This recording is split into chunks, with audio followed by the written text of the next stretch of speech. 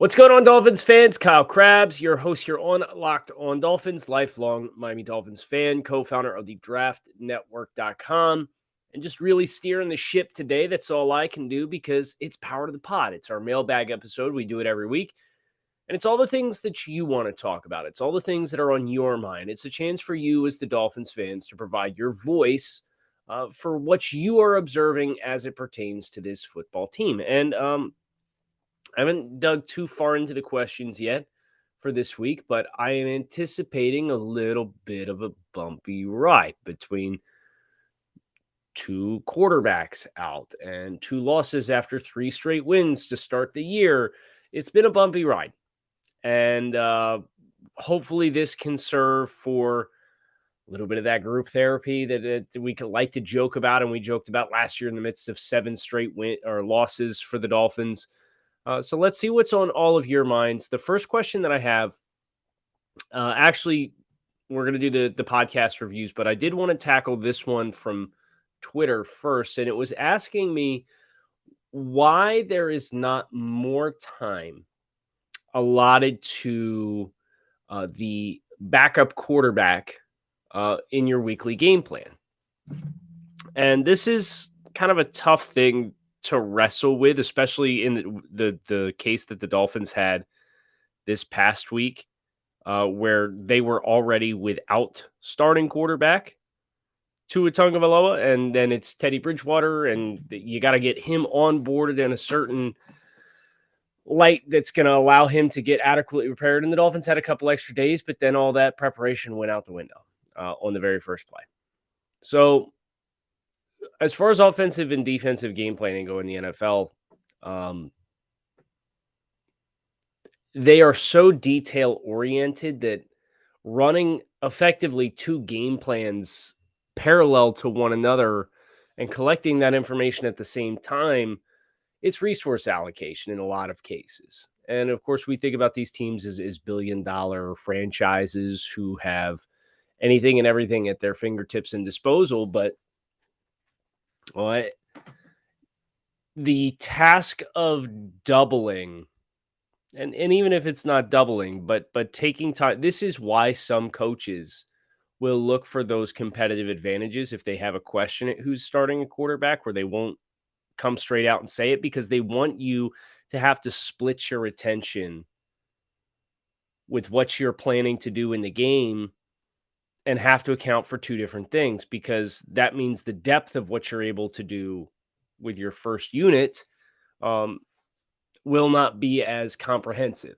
So it is a game of slight margins, as pointed to by the Dolphins kicking a field goal in the fourth quarter to take a lead and then losing by 3 touchdowns against the Jets last week. Kind of a bitter ending for the Dolphins. But it can happen that fast, and the margins are that slim. So I don't think you will ever voluntarily see a coach or a coaching staff begin preparations for somebody they know is not going to be the starter because of the opportunity cost involved with the coaching staff and the preparations for any week. Jesse has our next question. It's extremely early, but what do you think is more vital this offseason based off of performances so far? 3 down stud linebacker or a complete package tight end? Jesse, I think I actually got this one last week, but it's a quick follow-up. Tight end, as we discussed last episode, is one that really pops for me. Man who can't even play, from Australia. In reference to the head knocks and bumps, in Aussie rules football, if any player fails a concussion test, they are automatically ruled out for the game and the next game without question. Any head knock is reviewed by video as the game is being played, and info passed on to doctors to test players in game. The system works really well. Also, tackling players are suspended for any tackles that cause head injuries to players, like sling tackles. Players train and learn that they have a duty of care when tackling. The NFL needs to look at this. That's good insight. I appreciate that. And I admittedly have not had a chance to watch Aussie rules football. I don't think it's ever been on TV up here. But I think as the focus continues on being made a safer game, football a safer game, finding inspiration from outside resources, I think is a good thing. And I would certainly like to think the NFL as a league that is starting to further expand itself internationally. Um, I'd like to think they wouldn't be too prideful to look at what other kinds of leagues across the world have from a concussion standards perspective, because obviously what we've seen is a very ugly public injury that was hotly debated beforehand, new policy put in place, and the immediate knee-jerk reaction of the corrective measures um, has created a very slippery slope. And, obviously that kind of overhaul to the head injury system can't happen overnight, but it's something that I hope the league does look into and does continue to explore and ask themselves, how can we continue to get better at providing the players with the right kind of attention and care, and walk that tightrope between being conservative but not being excessive. Today's podcast is sponsored by BetterHelp. Life is full of twists and turns, and it's important to show up for yourself through it all. BetterHelp Online Therapy will assess your needs and can help match you with your own licensed professional therapist in less than 48 hours. It's not a crisis line, it's not self-help.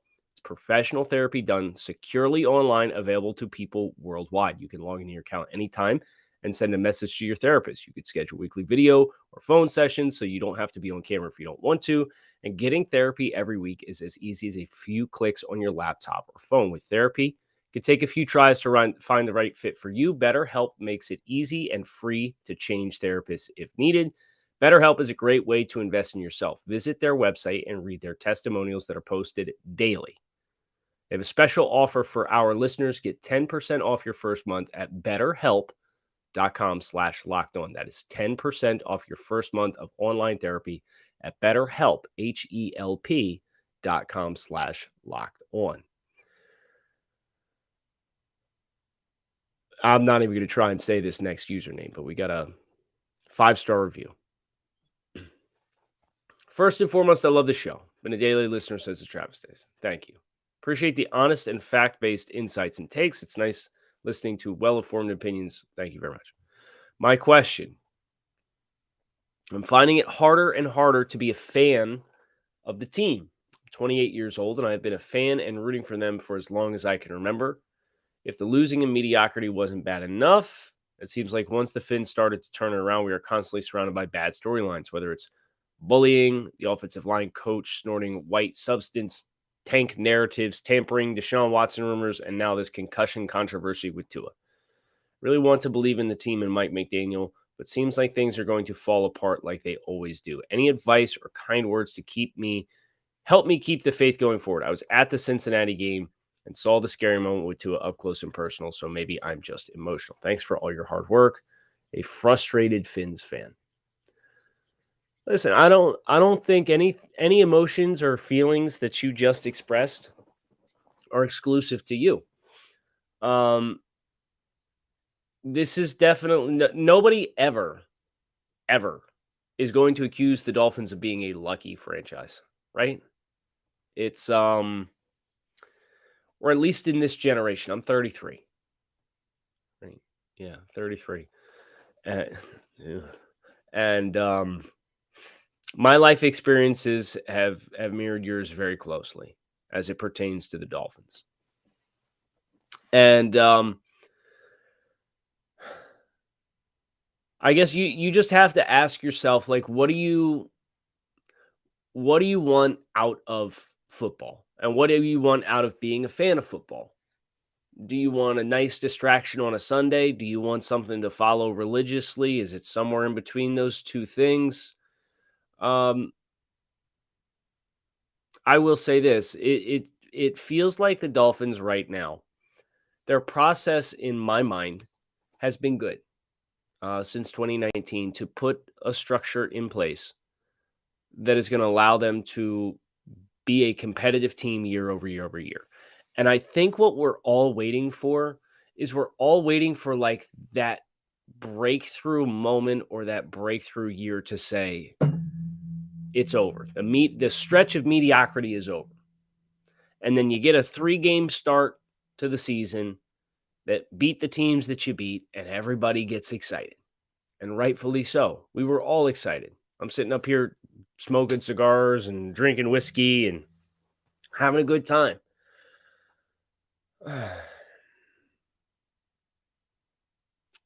But I feel like the Dolphins have the right players, right young players in place. And I feel like the Dolphins do have a coach who has the ability to get the Dolphins where we want them to go, which is to be a fun team to watch. They certainly were fun for the first 3 weeks of the season. Try not to live in the moment, which is something that I struggle with myself. I'm a very avid fan. I'm a diehard fan of this football team. Clearly, all the stuff over my shoulders here. And then a game ends and you lose, and it does leave the bad taste in your mouth, but I try to separate myself from it a little bit. It's not easy when you do a podcast 5 days a week, but then put it in perspective. And football is a business, but football is also fun. And it's supposed to be fun. And if that means I lean on college in weeks like this week where there's not a lot of excitement. I'll lean on college and I'll look to college and find excitement there. But don't put them on the pedestal, I think, is something that I would also recommend, because looking across the league, the Rams just won the Super Bowl last year, and their team is a total disaster right now. And yeah, you could go back and say, oh, well, at least we won the Super Bowl. The Indianapolis Colts were supposed to be heavy playoff contenders. The Denver Broncos traded all these first-round picks for Russell Wilson, and getting first downs is pulling teeth. There's a lot of chaos across the league in general right now. Teams that are happy are the New York Giants, who weren't supposed to be good, who are 4-1.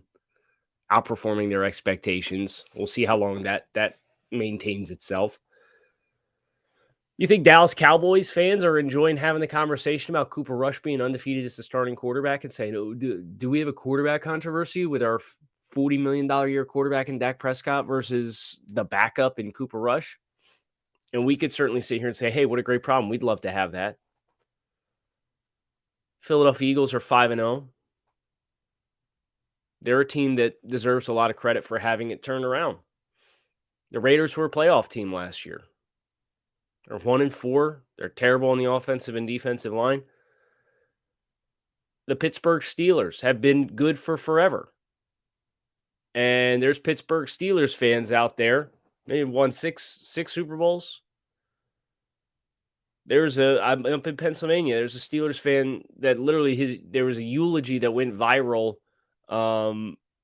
this past offseason for a Steelers fan who passed away and said he wants the Steelers to be his pallbearer so they can let me down one last time. Teams won 6 Super Bowls. Like, fandom in general is hard life. So I'd say stick in there, keep it in perspective. Try not to give them more real estate in your week than they warrant. And right now, it's been tough sledding. Hopefully we can get back on the horse this week and find a lot more enthusiasm for the team this upcoming week. Coach Lamp, why won't Tua throw the ball out of bounds? Great podcast. Been listening steady for 2 years. Enjoy the podcast attention to detail. 2 questions. If you only answer one, please master the first.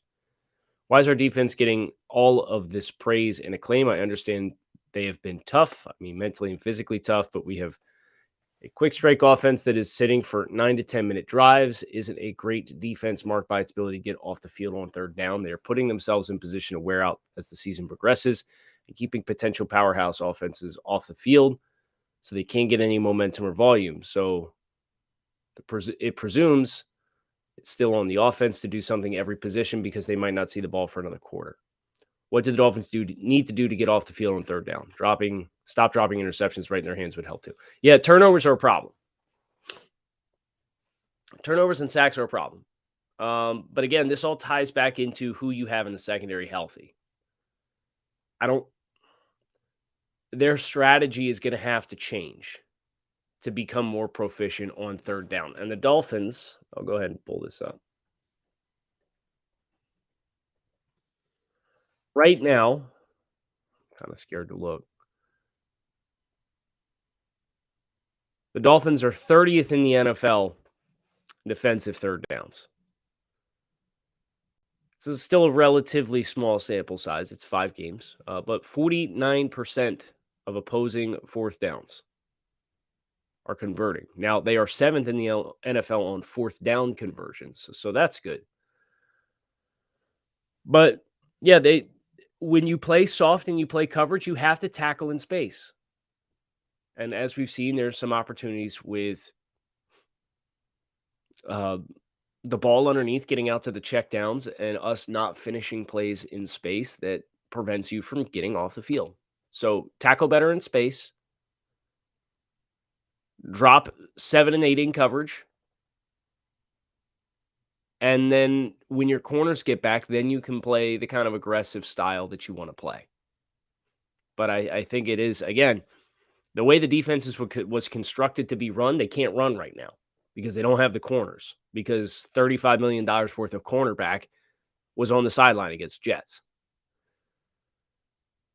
I remember his other question. I remember the winter before Tua was drafted, Nick Saban being asked about Tua's competitiveness. I don't think about it much, but I didn't think about it much then, but his response was essentially, Tua's the most competitive kid I've coached. He won't give up on a play. It's why he suffered the hip injury. He won't give up on a play. My question is, why not? Why take the hits, the negative plays? Do you think this latest injury will help him wake up and realize he doesn't have to take all these hits? That's a good question. And this goes back to in the offseason, one of the things that was a point of emphasis was taking the check down more, getting to the check down more quickly. 4-yard gains are plenty good on 2nd and 7, 2nd and 10. But it has never been a strength of Tua's. He wants to make big plays. And in college, he had a lot of success doing it. Think about a touchdown pass that he threw against Vanderbilt his freshman season. It was in the grasp, spins out of it, extends inside the pocket, pirouettes, effectively spins because somebody else grabs him. He's spinning around and throws the ball to the back corner. It's a touchdown, and he gets lit up in the process. As Tua, when Tua is able to come back, and I know I mentioned this, believe it was last week, but the messaging for Tua, if I'm Coach McDaniel, we have to impress the importance of you protecting yourself, because we've seen what this team looks like with Tua, and we've seen what it looks like without Tua. You have to protect yourself. And if that means we're going to punt, so be it. If that means you're going to take a responsible sack, or even a sack that's a little too early. Like Tua physically outside of structure, like he's mobile on rollouts. He's mobile within the pocket to make the first arriving rusher miss.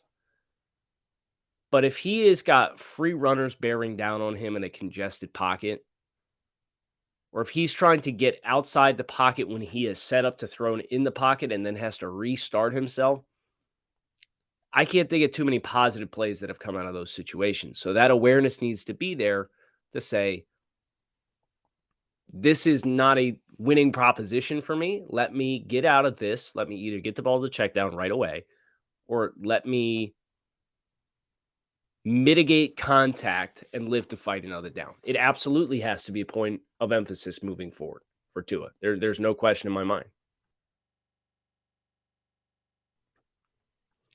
BetOnline.net is your number one source for football betting info this season. Find all the latest player developments, team matchups, news, podcasts, and in-depth articles.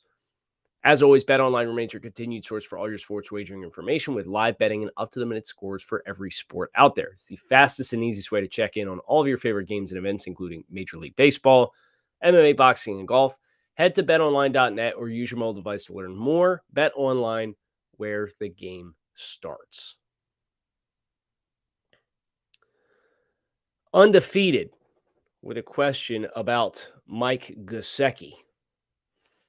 Love the show. Think most sports media personalities are solely entertainment focused and lack respectable critical analysis. Game not the same for you. Thank you very much. Wondering why we're attempting to use Mike Gesicki as a traditional inline tight end when it's obvious he never will be. I'm wondering why he can't convert into a big slot or outside possession receiver. Can McDaniel Magic not make 4.5 speed at 6'6" work? Here's the problem with Mike as a wide receiver, and this is my opinion. Go back to Penn State. Mike won down the field, up the seam, and jump ball situations, but he was always a contested catch guy down the field at Penn State. Made some really good highlight catches. You go back over the last couple of years, Mike spent 15 to 20% of his reps as the ISO'd receiver on the backside of sets. Mike can't get off press coverage. Mike can't separate. 4.5 speed in a linear situation is totally different than running routes isolated against a boundary corner. And Mike is not an agile or fluid mover for his stature. Mike's best attributes are able to shine when he is releasing in the middle of the field, carrying across leverage, across the face of defenders, and he's either getting back behind the second level or he's carrying across the middle of the field where he's this big body that you can, especially with a shorter quarterback, frankly, see over the middle of the field.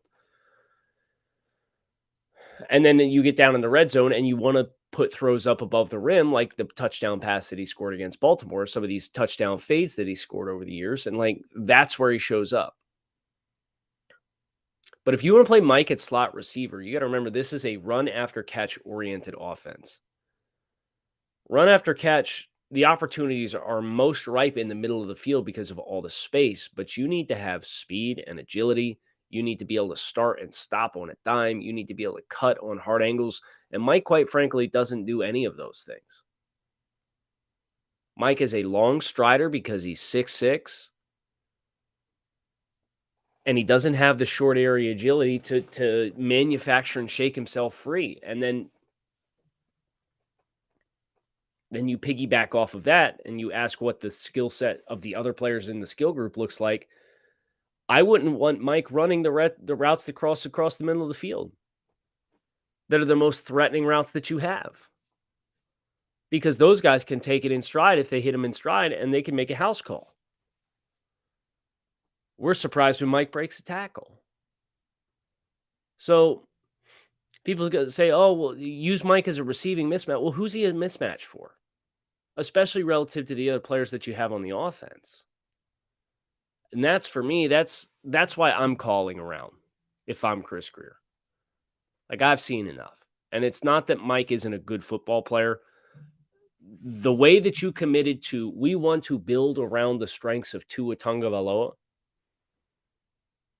have mitigated the strengths of Mike Gesicki in my mind. And you can point to last year and say, oh, well, Mike had all this volume, and that's because nobody else was available as pass catchers. It was Waddle, Gesicki, and nobody else. Parker was unavailable half the time.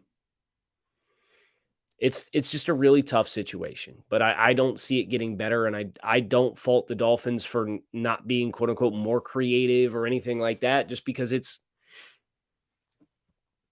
Mike's a linear, big-bodied, high-cut tight end that's a field stretcher. And if you're going to build around your quarterback and commit to your quarterback, that means you're probably going to have to make some concessions at that position with that kind of skill set. Got a couple more. Mike is our next one from Denmark. Not sure if this is a question or just a rant. I'm so sick of trusting this team. Special teams is awful. They don't tackle. Defense never shows up in a big game. They really needed them today, and they just embarrassed themselves. This is coming off the Jets game. The Jets team is promising, but they aren't any good. And on offense, good thing they kept Tanner Connor around to drop one pass all season. Why keep Gesicki if there's no use for him? Trade the guy and free up cap room. And Skylar Thompson, yikes, he clearly is not ready. He doesn't know the offense, can't read the field, and was basically awful. Bridgewater isn't any better, by the way. Holland doesn't make any plays. Phillips doesn't make any plays. Howard and Jones can't even show up for work. Just despicable. I have no hope for the rest of the season. Mike, a lot of this sounds like the earlier question that we fielded, and frustration is justified. I think some of this is true. Skylar Thompson's not ready. Why keep Gesicki if there's no use for him? I agree. Tanner Connor, frankly, I can't believe he's playing, and I understand it's injuries. But for an offense that needs a tight end who can give you valuable assets in the running game, I would argue that three of your four don't, or three of your tight ends don't, even when you're fully healthy. And then Durham Smythe is a moderate player. He's not a good player in that facet. And Hunter Long, we think can be good, but isn't dressed in a month. Teddy Bridgewater might not be good, but I promise you the offensive effort would have been a lot better than what we got from Skylar Thompson. And I know I said it on Monday, but everybody who was asking for Skylar Thompson to be the starter, I hope you liked what you saw. Holland doesn't make any plays because it's really hard to with how this secondary and system is oriented. And now you have to play conservative on the back end to cover for your corners. I don't fault Javon Holland right now for not making plays. Jalen Phillips is showing up in big ways, but not finishing plays because they can't play complementary football. It's on the coaches right now. You got to change the way you call it until you get your guys back, because they tried to keep it afloat, and we've seen what it's looked like. And to their credit, until the levees broke on Sunday against the Jets when they missed the field goal and then the Jets got momentum, I thought the defense played admirably with the exception of the coverage bust on the Breece Hall play. They played admirably. But we got to start winning some matchups up front. I can't make you feel better, unfortunately, but I hear you. And I think that's as much as anybody could hope for right now, is to know that you're heard. Rocker with our last one of the day. Daily listener, Fins fan since the late 80s in North England when I saw Marino tearing it up on Channel 4. Love the show for your balance and analysis. It lets me sound smarter when talking to my Commander supporting friends. This won't be a unique question, I'm sure, but do you think it's time to accept we may have to pay Noah Igbenogany anyway, but paying him and wasting a roster spot on him is just throwing money away? Yeah, probably. And that's something that I'm hoping to see some flexibility with from the staff and the front office side of things.